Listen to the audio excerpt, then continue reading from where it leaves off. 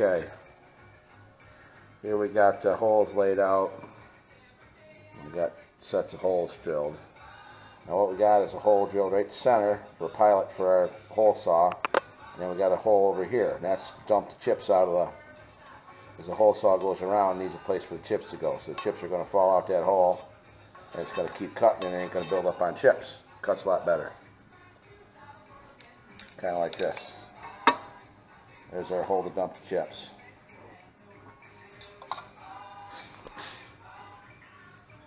So we hole saw, and then we cut this center out. Hole saw, cut the center out. Get the drift? I would hope so.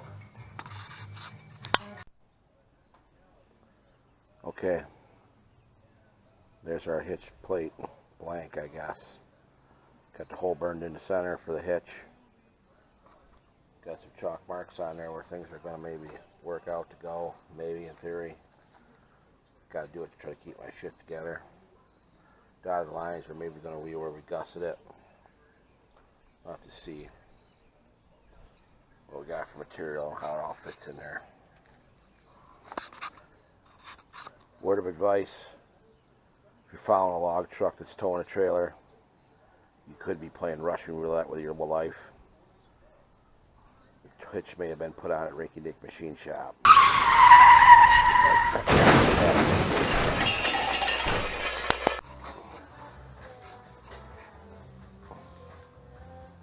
Okay, we've been monkeying with our jack here.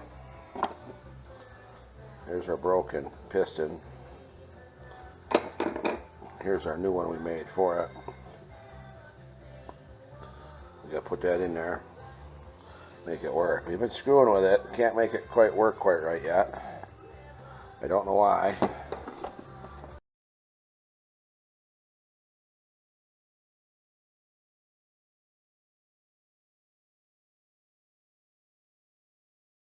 Best I can tell, my new piston is just about the same as my old one. Obviously it's not because it don't work, but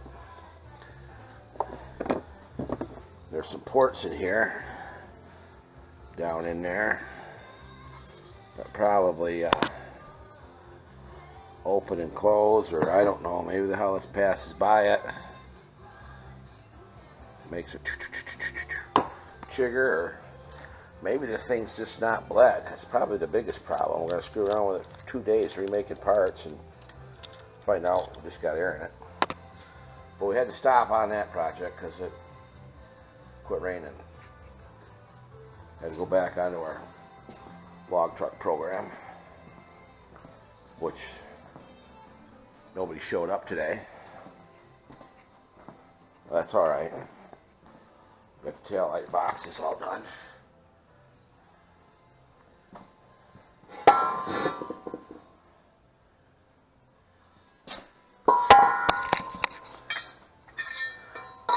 Should fit. That's a known fitter hole. That matches up pretty good. If not, we'll trim them. Hopefully they're not too big. And then this has got to go on there. This is a used steerable tag axle. It apparently is required by law nowadays.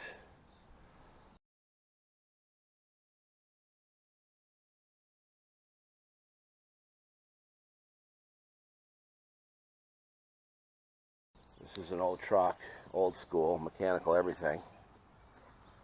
But apparently you can't be grandfathered in no longer, and you got to upgrade the truck to have a steerable axle. So we've gone from a grapple holder to a bumper, which is including a hitch, to now we're putting in a tag axle. What a bunch of chumps. Why don't you just tell somebody no? Here's our bumper mocked up. Starting to rain.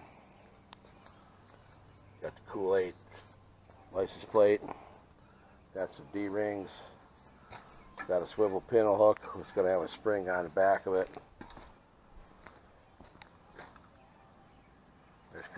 cut it out around the frame rail and wrench it in there. And then we got to have a light up here, but I don't know what kind of light we got to have. We got to have a license plate light, and then we got to have to guard this stuff somehow so they won't smash the lights right off the back of it. It's too thick to recess the lights in there, you know. Have flush mount, rubber mounts on them, like the light boxes are going to have. So then we got to have a trailer connector somewhere, plug our trailer in. We probably need glad hands on here somewhere to run our air brakes if our trailer's going to have air brakes, which I would assume we'd want. But unknown here. I can't make all those decisions. Yeah.